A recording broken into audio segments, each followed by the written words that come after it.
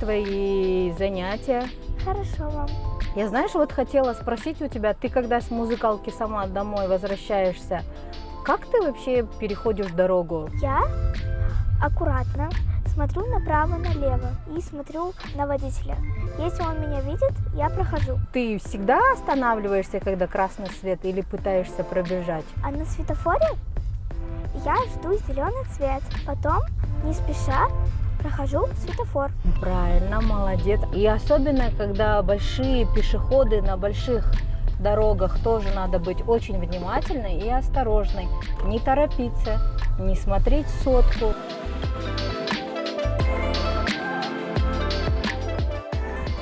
Осы балдарға деген жол жүру ережесін үйрету керек. Не только жаңағы жол полицияға беріп қойып, үйде өзіміз шай ішкенде құлағына құйып отырсақ, артық етпейді.